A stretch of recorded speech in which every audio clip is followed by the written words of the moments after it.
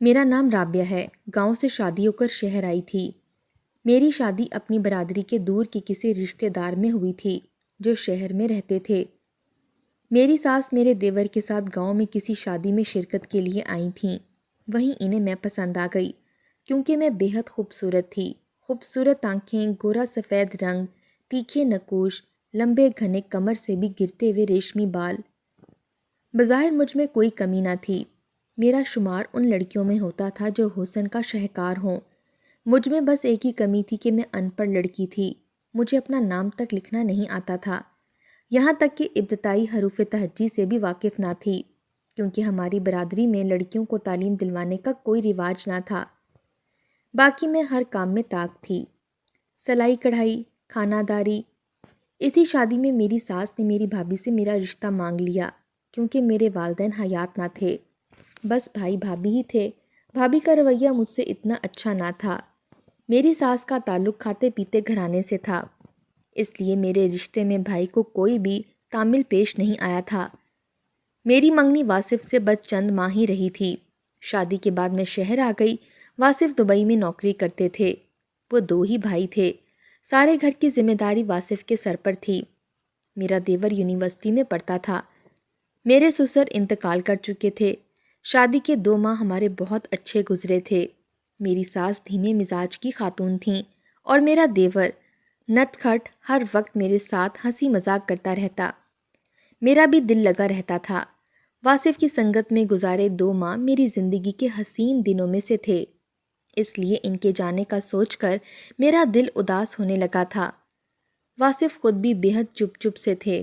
کہنے لگے کہ میرے سر پر بہت ذمہ داریاں ہیں رابعہ۔ اسد کی پڑھائی مکمل ہو جائے، اس کی اچھی نوکری لگ جائے تو میں دبئی سے واپس آ جاؤں گا۔ سمجھ لو کہ چند سال تمہیں میری جدائی برداشت کرنی ہوگی۔ یہ میں بھی سمجھ رہی تھی کہ وہ کس دل سے واپس جا رہے ہیں۔ واصف کو میں نے مسکرا کر رخصت کیا تھا۔ میں نے اپنے گھر میں ہی اپنا جی لگا لیا تھا۔ گھر کی ساری ذمہ داری میں نے سنبھال لی تھی۔ جس دور کی میں بات کر رہی ہوں تب موبائل فون عام نہیں ہوا کرتے تھے۔ P T C L phone بھی کسی کسی کے گھر پر ہوتا تھا۔ زیادہ تر خطوط کتابت کا ہی سلسلہ چلا کرتا تھا۔ واصف مجھے ہر ماہ خط بھیجتا تھا۔ پہلی بار جب واصف کا خط آیا، اسد نے مجھے بہت زیادہ تنگ کیا تھا۔ ڈاکیے سے خط اسد نے ہی لیا تھا کیونکہ وہ اسی وقت یونیورسٹی سے واپس لوٹا تھا۔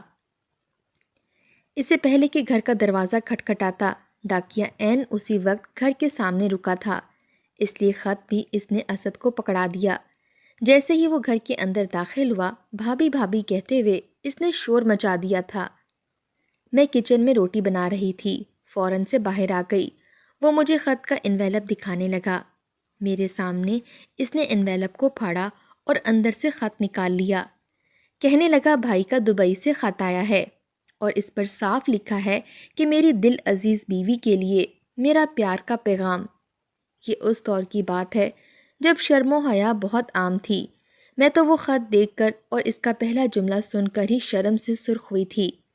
اس خط سے 2 رکے نکلے تھے، ایک سب گھر والوں کے لیے تھا اور ایک خاص میرے لیے تھا۔ میں ایسی بے تکلف اپنے دیور سے کبھی نہ تھی کہ اس سے یہ ضد کرتی کہ لاؤ میرے شوہر کا خط مجھے پکڑا دو۔ میں اپنی ساس کے پاس وہیں صحن کے تخت پر بیٹھ گئی۔ اماں جی نے مسکرا کر اسد سے کہا، پہلے وہ خط پڑھ جو میرے بچے نے میرے لیے بھیجا ہے۔ اسد نے وہ رکا جو واصف نے خاص میرے لیے بھیجا تھا اپنی جیب میں ڈالتے ہوئے شرارت سے آبرو چڑھاتے ہوئے مجھے یوں دیکھا جیسے مزید تنگ کرنے کا ارادہ رکھتا ہو۔ پھر واصف کا خط پڑھنے لگا۔ سب گھر والوں کو میرا سلام۔ میں دبئی میں خیریت سے پہنچ گیا ہوں۔ آپ لوگوں کی بہت یاد ستاتی ہے۔ جب بھی آفس سے گھر جاتا ہوں تو امی کے ہاتھ کے پراٹھے اور کھانا بہت یاد آتا ہے۔ اسد کی شرارتیں یاد آنے پر میں بے اختیار ہنسنے لگتا ہوں۔ اس بار تو مہینہ گزرنے کے بعد بھی دل ہے کہ لگنے کا نام نہیں لے رہا۔ بس میری کامیابی کی دعا کیجیے گا، اور اسد کے لیے میرا خاص پیغام ہے کہ رابعہ کا بہت خیال رکھنا، اسے اداس نہ ہونے دینا۔ خدا حافظ۔ وہ خط پڑھ کر اسد نے میری ساس کے ہاتھ میں تھما دیا تھا۔ اب اپنی جیب سے دوسرا رکا نکال کر مجھے شرارت سے دیکھنے لگا۔ پہلے میرے لیے گرما گرم کھانا لگائیں، تب میں آپ کو یہ خط دوں گا۔ میں نے اسے خفگی سے دیکھا تھا اور اٹھ کر کچن میں چلی گئی۔ اسے کھانا گرم کر کے دیا۔ اس نے کھانا کھانے سے پہلے ہی مجھے خط پکڑا دیا۔ کہنے لگا، آپ بھی کیا یاد کریں گی کہ کس رئیس سے پالا پڑا تھا، ورنہ میں نے آپ کو بہت تنگ کرنا تھا۔ میں نے پہلے تو یوں خوش ہو کر پکڑا کہ جیسے مجھے پڑھنا آتا ہے، لیکن اگلے ہی لمحے اپنی اس خامی پر میرا جی جل کر رہ گیا تھا، کیونکہ مجھے کچھ بھی پڑھنا نہیں آتا تھا۔ اسد اب بڑی رغبت سے کھانے میں مصروف تھا۔ میرے سسرال میں شاید اب تک یہ کوئی نہیں جانتا تھا کہ میں ان پڑھ ہوں۔ میں وہ خط لے کر اپنے کمرے میں آ گئی۔ میں نے وہ خط کھولا تو اس میں واصف کی لکھائی بڑی شاندار تھی۔ مجھے لگا جیسے الفاظ نہ ہوں، سفید کاغذ پر نیلے رنگ کے موتی بکھرے ہوئے ہوں۔ بے اختیار واصف بڑی شدت سے یاد آئے تھے۔ میری آنکھوں سے آنسو جھلک گئے۔ میں اس خط کو اپنے لبوں پر لگا کر واصف کے ہاتھ کا لمس محسوس کرنے لگی تھی۔ مجھے لگا اس تحریر میں میرے شوہر کی خوشبوئیں رچی بسی ہیں۔ مجھے اس وقت اپنی جہالت پر جی بھر کر کلک سا ہوا تھا۔ اب میں یہ سوچ رہی تھی کہ کون مجھے یہ خط پڑھ کر سنائے گا۔ اسد کا خیال مجھے سب سے پہلے آیا تھا، لیکن نہ جانے واصف نے مجھ سے کیسی محبت کا اظہار کیا ہو۔ وہ باتیں میں اسد سے منہ سے کیسے سن سکتی تھی؟ مجھے ڈھیروں شرم آئی تھی۔ میں نے وہ خط الماری میں رکھ دیا، لیکن دل بے قرار کو کہاں چین تھا۔ پوری رات کئی بار میں نے اٹھ کر وہ خط کھول کر دیکھا تھا۔ اگلے روز میں نے سوچ لیا کہ اسد میرے چھوٹے بھائی جیسا ہی تو ہے، اسی سے پڑھوا لیتی ہوں۔ اگر میری کوئی نند ہوتی تو وہ پڑھ دیتی۔ اس لیے جیسے ہی اسد یونیورسٹی سے لوٹا، میں نے کھانے کے بعد اسد کو اپنی مجبوری بتائی۔ وہ مجھ سے کہنے لگا، آپ نے کیوں تعلیم حاصل نہیں کی بھابھی؟ یہ تو بہت ضروری ہوتی ہے۔ ایسا کرتا ہوں، میں آپ کو اردو پڑھنا سکھا دیتا ہوں تاکہ آپ خود خط پڑھ سکیں۔ لیکن مجھ میں اتنا صبر کہاں تھا۔ میں نے کہا، وہ بات کی بات ہے، تم میرے لیے میرے چھوٹے بھائی جیسے ہو، اس لیے مجھے خط پڑھ کر سناؤ۔ واصف نے کیا لکھا ہے؟ پہلے تو وہ انکار کرنے لگا کہ میں کیسے آپ کی پرائیویسی پڑھ سکتا ہوں، لیکن پھر میرے کہنے پر وہ راضی ہو گیا۔ میں نے اسے خط لا کر دیا تو اس نے پڑھنا شروع کیا۔ عزیز جان، السلام علیکم۔ آج پہلی بار کسی لڑکی کے لیے قلم اٹھایا ہے، اور وہ بھی تمہارے لیے۔ سچ پوچھو تو تمہارے لیے لکھنے کے لیے جب قلم اٹھایا تو تمہارا سبھی چہرہ میرے آنکھوں کے سامنے آ گیا تھا۔ میرے چہرے پر مسکان سی سج جاتی تھی۔ اس بار میرا دل پردیس میں ایک پل نہیں لگ رہا۔ جی تو چاہ رہا ہے کہ خط کے ساتھ خود بھی تمہارے پاس پہنچ جاؤں، لیکن کسب معاش میرے پاؤں کی زنجیر بن چکا ہے۔ بس اب اس وقت کا انتظار ہے کہ جب اسد اپنے پاؤں پر کھڑا ہو جائے۔ اس کی نوکری لگتے ہی میں واپس لوٹ آؤں گا۔ اپنا بہت سا خیال رکھنا۔ فقط واصف حسین۔ اسد نے خط پڑھ کر مجھے پکڑا دیا، پھر کہنے لگا، اگر آپ نے جوابی خط بھی بھیجنا ہو تو بندہ تابع دار ہے۔ اس نے سینے پر ہاتھ رکھ کر بڑے ادب سے مجھ سے کہا۔ میں بھی مان گئی، لیکن واصف سے کہتی کیا؟ بہرحال چند دن تو میں ہر وقت تصور میں آصف کے لیے خط میں لکھے جانے والے جملے ہی ترتیب دیتی رہی۔ پھر ایک دن اسد سے خط لکھوایا، اور بس چند سطروں کی خیر خیریت کے بعد یہ سمجھ نہیں آ رہا تھا کہ اپنی محبت کا اظہار دیور سے کیسے لکھوا سکتی ہوں، اس لیے مجھے چپ ہونا پڑا۔ کچھ دیر بعد وہ مجھے یوں تذبذب ہوتے دیکھتا رہا، پھر کہنے لگا، جب آپ نے مجھے اپنی سہیلی بنا ہی لیا ہے بھابھی، تو بے فکر رہیں۔ آپ مجھ سے جو چاہیں آپ کہہ سکتی ہیں، میں آپ کی بات کو راز ہی رکھوں گا۔ وہ شاید میری سب سے بڑی غلطی تھی جو میں نے اسد کی بات کا اعتبار کر لیا۔ میں نے پہلے تو اپنی آنکھیں بند کیں اور اپنا رخ بھی اسد کی جانب سے دوسری طرف بدل لیا۔ اب وہ میرے عقب میں تھا۔ میں اسد کی طرف دیکھ کر وہ سب نہیں لکھوا سکتی تھی جو میں واصف سے کہنا چاہتی تھی۔ پھر میں نے بھی بند آنکھوں میں واصف کا تصور باندھا اور جو کچھ ان سے کہنا چاہتی تھی وہ سب کہہ دیا، یہ سوچے سمجھے بنا کہ میرے اور واصف کے بیچ وہ باتیں اسد بھی سن چکا ہے۔ اس وقت تو اسد نے بھی میری بات کی لاج رکھی تھی، اور خط ختم ہوتے ہی خاموشی سے میرے کمرے سے باہر نکل گیا۔ دوبارہ اس نے مجھ سے خط کے حوالے سے کوئی بات نہیں کی تھی۔ اب تو یہ سلسلہ جاری سا ہو چکا تھا۔ میں اسد سے ہی خط پڑھواتی اور لکھواتی تھی، لیکن میں نے محسوس کیا کہ اب اسد کا رویہ مجھ سے کچھ بدلنے لگا تھا۔ ایک بار مجھ سے کہتا، مجھے آپ جیسی خوبصورت اور باحیا لڑکیاں بہت اچھی لگتی ہیں۔ آپ بھائی کے نام پر بھی بلش ہونے لگتی ہیں جیسے وہ سامنے کھڑے ہوں۔ میں اسے اس بات پر گھورتی تو وہ ہنسنے لگتا۔ مجھے کہتا، میرے لیے آپ جیسی ہی لڑکی ڈھونڈیے گا، ورنہ میرا کسی اور لڑکی سے گزارا مشکل ہے۔ میں اس کے مذاق پر مسکرانے لگتی۔ دن یوں ہی گزر رہے تھے کہ ایک دن اچانک سے، انہی دنوں میری ساس کی اچانک سے طبیعت خراب ہو گئی۔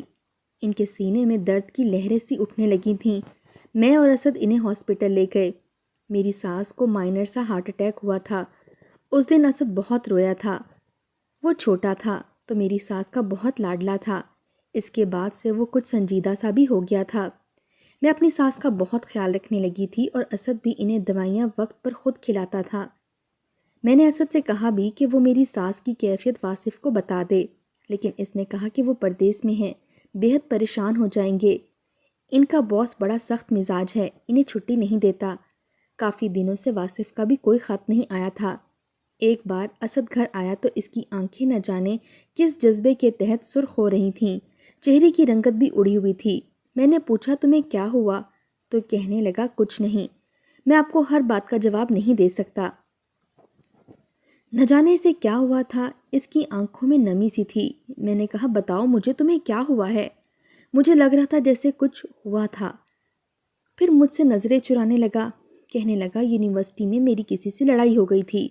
مجھے ابھی بھی اس شخص پر غصہ آ رہا تھا، اتنا کہ برداشت نہیں ہو رہا، اور جب مجھ سے برداشت نہیں ہوتا میری آنکھیں سرخ ہونے لگتی ہیں۔ میں نے اس سے بہت پوچھا کہ اس کی لڑائی کس بات پر ہوئی تھی، لیکن اس نے مجھے نہیں بتایا۔ دوسری طرف 2 ماہ ہو چکے تھے لیکن واصف کا کوئی خط نہیں آیا تھا۔ مجھے پریشانی سی لاحق تھی۔ میں نے اسد سے بھی پوچھا کہ واصف کی کوئی ڈاک نہیں آئی، تو کہنے لگا مجھے لگتا ہے بھائی نے وہاں دوسری شادی کر لی ہوگی۔ اس نے شاید یہ بات مذاق سے کہی تھی، لیکن کہیں بڑے سنجیدہ شکل بنا کر تھی۔ میں نے ماتھے پر غصے سے بل ڈالے، اسے گھورا تو وہ ذرا سا مسکرا دیا۔ کہنے لگا آ جائے گا بھائی کا خط، آپ کیوں اتنی پریشان ہیں؟ میں نے کہا پچھلے 3 ماہ سے ایک خط نہیں آیا، مجھے پریشانی تو ہوگی۔ اب تو مجھے طرح طرح کے وسوسے ڈرانے لگے تھے کہ کہیں انہوں نے سچ میں ہی کسی میم سے شادی نہ کر لی ہو۔ پورے 4 ماہ بعد واصف کا خط آیا تھا، لیکن اس بار ان کا ایک ہی خط آیا تھا اور ساتھ کچھ کاغذات تھے، اور وہ خط میرے لیے قیامت ساتھ لایا تھا۔ مجھے نہیں پتا تھا کہ میرا قصور کیا تھا، لیکن واصف مجھے طلاق دے چکے تھے۔ یہ خبر مجھ پر قیامت بن کر ٹوٹی تھی۔ مجھے یہ خط اسد نے میرے کمرے میں ہی مجھے سنایا تھا اور میں ہکا بکا اس کی شکل دیکھ رہی تھی۔ خط میں لکھا تھا کہ واصف وہاں کسی اور لڑکی سے شادی کر چکے ہیں اور اب پاکستان واپس آنے کا کوئی ارادہ نہیں ہے، اس لیے مجھے بھی آزاد کر دیا ہے تاکہ میں بھی اپنا گھر بسا لوں۔ اس خط کے ساتھ میرا طلاق نامہ بھی تھا۔ میں تو یوں تھی جیسے پتھر کا مجسمہ۔ اسد بھی بے حد پریشان ہوا تھا۔ میں نہ رو رہی تھی اور نہ ہی بول رہی تھی۔ اب تک کے واصف کے سارے خط میں نے کسی قیمتی اثاثے کی طرح خوشبو لگا کر سنبھال کر رکھے تھے۔ میں ان کے لکھے لفظوں کو تو نہیں پڑھ سکتی تھی، لیکن انہیں محسوس کرتی تھی، چومتی تھی، سینے سے لگاتی تھی۔ مجھے یقین نہیں آ رہا تھا کہ وہ مجھے کیسے چھوڑ سکتے تھے۔ اسد کہنے لگا مجھے پہلے ہی بھائی پر شک تھا، لیکن آپ بے فکر رہیں، آپ یہیں ہمارے ساتھ ہی رہیں گی۔ میں نے کہا واصف ایسا کیسے کر سکتے ہیں؟ میری اتنی بڑی سزا کا جرم کیا تھا؟ انہوں نے کیوں مجھے طلاق دی ہے؟ میں نے ان کا کیا بگاڑا تھا؟ میں رونے لگی تھی۔ یہ خبر جب میری ساس کو معلوم ہوئی تو وہ بھی رونے لگیں، واصف کو کوسنے لگیں۔ اسد اب نوکری کرنے لگا تھا، بتانے لگا کہ جب سے میری نوکری لگی ہے بھائی نے خرچہ دینا چھوڑ دیا ہے، وہ شاید اسی لیے بات نہیں کر رہے تھے۔ عدت میں نے وہیں اپنی ساس کے پاس ہی گزاری تھی، وہ مجھے بیٹی کی طرح سے چاہتی تھیں، لیکن میں کب تک اور کس رشتے سے وہاں رہ سکتی تھی؟ میں نے اسد سے کہا کہ میرے گھر والوں کو خط لکھ دے کہ مجھے آ کر لے جائیں۔ وہ کہنے لگا آپ کیوں جا رہی ہیں؟ آپ مت جائیں، امی بالکل اکیلی رہ جائیں گی۔ میں نے کہا یہاں جس رشتے سے تھی وہ ختم ہو چکا ہے، مجھے یہاں نہیں رہنا۔ وہ مجھ سے کہنے لگا جب بھائی کو آپ کی پرواہ نہیں ہے تو آپ کیوں ان کی خاطر خود کو سزا دے رہی ہیں؟ آپ کے بھائی بھابھی آپ کو کبھی بھی اب سکون سے نہیں رہنے دیں گے۔ میں نے کہا میں یہاں اب کس رشتے سے رہ سکتی ہوں؟ وہ کہنے لگا میری بیوی کی حیثیت سے۔ اس کی بات ہی کچھ ایسی تھی کہ میں نے اس کے منہ پر تھپڑ دے مارا۔ میں نے کہا تم یہ سوچ بھی کیسے سکتے ہو؟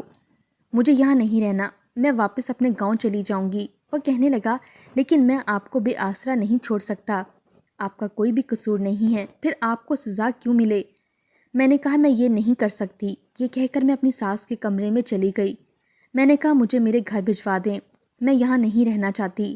لیکن میری ساس نے میری منت سماجت شروع کر دی۔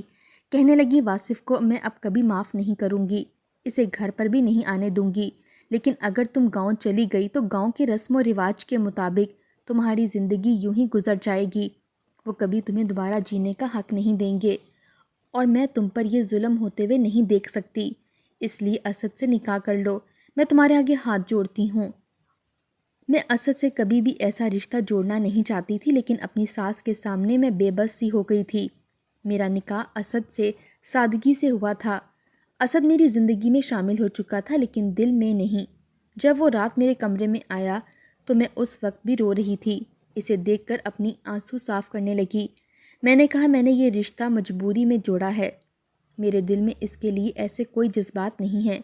اس نے مجھ سے کہا کہ جب میں زندگی میں آ گیا ہوں تو دل بھی بدل جائے گا اور جذبات بھی۔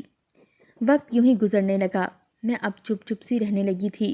اسد میرا بہت خیال رکھتا تھا لیکن پہلے جیسا وہ بھی نہیں رہا تھا۔ رات دیر تک جاگتا رہتا، سگریٹ پیتا رہتا، مجھے بھی اس کی کوئی پرواہ نہیں تھی۔ میں نے کبھی اسے وہ محبت نہیں دی تھی جس کا وہ حق رکھتا تھا، بس ایک فرض جو میں مجبوراً نبھا رہی تھی۔ 1 سال بیت گیا تھا۔ اسد نے بہت چاہا کہ میں اس کے ساتھ اپنا رویہ بدل لوں، لیکن میں اس سے سمجھوتا بھی نہیں کر پا رہی تھی۔ وہ سگریٹ اب بہت زیادہ پینے لگا تھا۔ ایک بار میں اس کی الماری سے کپڑے نکال رہی تھی کہ ایک لڑکی کی تصویر اس کے کپڑوں سے نیچے گری تھی۔ جب میں نے وہ تصویر دیکھی تو وہ اپنی یونیورسٹی میں اس لڑکی کے ساتھ کھڑا تھا۔ انہیں دیکھ کے لگ رہا تھا کہ جیسے وہ دونوں ایک دوسرے کو پسند کرتے ہوں۔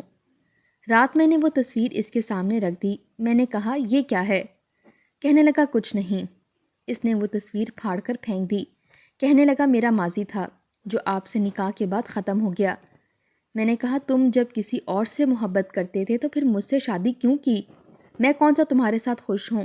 تمہیں اسی لڑکی کو اپنانا چاہیے تھا جو تمہیں محبت دے سکتی۔ مجھے اس شخص کی سمجھ نہیں آ رہی تھی کہ وہ کیوں خود کو برباد کر چکا تھا۔ کہنے لگا اس لیے کہ آپ کو میری ضرورت تھی۔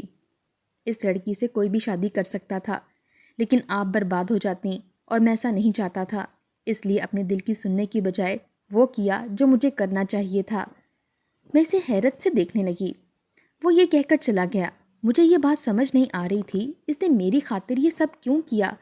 صرف اس لیے کہ اس کے بھائی نے مجھے طلاق دے دی ہے؟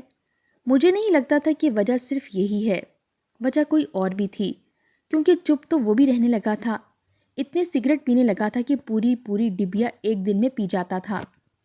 میری اب محلے کے کئی گھروں میں دوستی ہو چکی تھی۔ ایک بار پڑوسن کی بیٹی جس نے ابھی میٹرک کیا تھا مجھ سے ملنے آ گئی۔ میرے جہیز کے جوڑے دیکھ رہی تھی جو میں نے ابھی تک پہنے ہی نہیں تھے۔ پہلے واصف کا انتظار تھا کہ وہ کب آئے اور کب میں بھی اپنے دل میں دبی خواہشات کو پورا کروں، لیکن اب تو دل ہی شاید مردہ ہو چکا تھا۔ وہ لڑکی ان جوڑوں کو واپس الماری میں رکھنے لگی تو وہ سارے خط زمین پر گر گئے جو واصف مجھے بھیجتے تھے۔ وہ لڑکی ان کو کھول کر پڑھنے لگی۔ میں نے کہا اب یہ بے ایمانی سے ہیں، واصف نے تو اپنا دوسرا گھر بسا لیا ہے، لیکن ایک خط پڑھ کر اس لڑکی کی رنگت بدلی تھی۔ وہ مجھے بے یقینی سے دیکھنے لگی، کہنے لگی آپی آپ نے یہ خط نہیں پڑھا کہ کیا لکھا ہے اس میں؟ میں نے کہا مجھے کہاں کچھ پڑھنا آتا ہے، وہ اسد ہی مجھے سارے خط پڑھ کر بتاتا تھا۔ کہنے لگی واصف بھائی نے کوئی شادی وادی نہیں کی اور نہ ہی آپ کو طلاق دی ہے۔ جو حقیقت مجھے اس لڑکی نے بتائی میرے پیروں تلے سے زمین نکل چکی تھی۔ مجھے لگا کہ میرا دل دھڑکنا بھول چکا ہے۔ اسد نے یہ کیا کر دیا تھا؟ میرے ساتھ اتنا بڑا سچ اس نے مجھ سے چھپایا تھا۔ میں پھوٹ پھوٹ کر رونے لگی۔ رات کو جب اسد آیا تو میں نے وہ خط اس کے سامنے رکھ دیے۔ میں نے کہا اسے پڑھو اور بتاؤ اس میں کیا لکھا ہے۔ اس نے وہ خط دیکھا اور کہا طلاق کے بارے میں لکھا ہے، اور آپ نے اب تک یہ خط کیوں سنبھال کر رکھے ہیں؟ جلا کر پھینک دیں انہیں۔ میں نے کہا تم نے مجھ سے اتنی بڑی بات چھپائی اسد، کیوں تم نے مجھ سے سچ چھپایا کہ واصف نے دوسری شادی کر لی ہے؟ کیوں کہا کہ انہوں نے مجھے طلاق دی تھی؟ کیوں بولا جھوٹ مجھ سے؟ میرا شوہر مر چکا تھا اور تم نے اتنا بڑا سچ مجھ سے چھپایا، مجھ سے، اپنی ماں سے۔ ہم دونوں انہیں برا بھلا سمجھتے رہے لیکن وہ تو دنیا میں تھے ہی نہیں۔ میں رونے لگی۔ اس لڑکی نے خط میں یہی پڑھ کر بتایا تھا جو واصف کے دوست نے بھیجا تھا۔ کہ وہ سمندر میں ڈوب کر مر چکا تھا۔ اس کی ڈیڈ باڈی اس کنڈیشن میں نہیں تھی کہ پاکستان بھیجی جا سکتی۔ اسد کی آنکھوں سے بھی آنسو جاری ہو گئے۔ کہنے لگا، امی یہ غم کبھی سہ نہیں سکتی۔ رابعہ خدا کے لیے انہیں کچھ مت بتانا۔ بھائی کا انتقال اس وقت ہوا تھا جب امی کو ہارٹ اٹیک ہوا تھا، اس لیے مجھے یہ خبر چھپانی پڑی۔ آپ کو بھی یہ خبر نہیں سنا سکتا تھا، ورنہ آپ جتنی محبت بھائی سے کرتی تھیں، بیوگی کی چادر پہنے اپنی زندگی برباد کر لیتیں۔ میں نہیں چاہتا تھا کہ میری وہ بھابھی جس نے صرف 2 ماہ ہی شوہر کی سنگت میں گزارے تھے، اس کی یاد میں روتے ہوئے ساری زندگی گزار دیتیں۔ اس لیے میں نے آپ سے یہ چھپایا، اور اب بھی آپ کے سامنے ہاتھ جوڑتا ہوں، امی سے کچھ مت کہیے گا، وہ سہ نہیں پائیں گی۔ ابھی وہ بے شک واصف بھائی کو برا بھلا کہتی ہیں، لیکن ان کے اندر یہ تو ہے کہ وہ زندہ ہیں۔ اگر انہیں بھائی کی حقیقت پتہ چل گئی تو وہ سہ نہیں پائیں گی۔ میں نے اسی لیے یہ سچ اپنے سینے میں دبا کے رکھا تھا۔ ہر خط میں بھائی مجھ سے یہی کہتے تھے کہ میری رابعہ کا خیال رکھنا، اسد اسے کبھی بھی رونے مت دینا، آپ کو کبھی بھی بے آسرا نہیں چھوڑ سکتا تھا، اس لیے اپنی محبت کی قربانی دے دی۔ لیکن آپ نے مجھے کبھی دل سے قبول نہیں کیا رابعہ۔ میں اب تھک چکا ہوں، مجھے ایک ایسے ساتھی کی ضرورت ہے جو مجھے بھی اس غم کو بھلانے کے لیے سچی محبت دے، زبردستی کا رشتہ نہ نبھائے۔ پہلی بار میں اسد کو یوں آنسیں بہاتے ہوئے دیکھ رہی تھی۔ وہ میرے سامنے کھڑا مجھ سے التجا کر رہا تھا۔ میں پہلی بار خود سے اس کی جانب بڑھی تھی، اس کے ساتھ لگ کر رونے لگی۔ پہلی بار وہ میرے ساتھ لگ کر بے تحاشا رو رہا تھا، ورنہ بڑے ضبط سے اب تک اس نے گھر کو سنبھالا تھا، لیکن آج شاید تھک چکا تھا۔ اس نے بھی میرے لیے اپنی محبت کو چھوڑا تھا، جو اس کے لیے آسان تو نہیں تھا۔ اس لیے میں نے سوچ لیا کہ اسے وہ محبت دوں گی جس کا وہ حق رکھتا ہے۔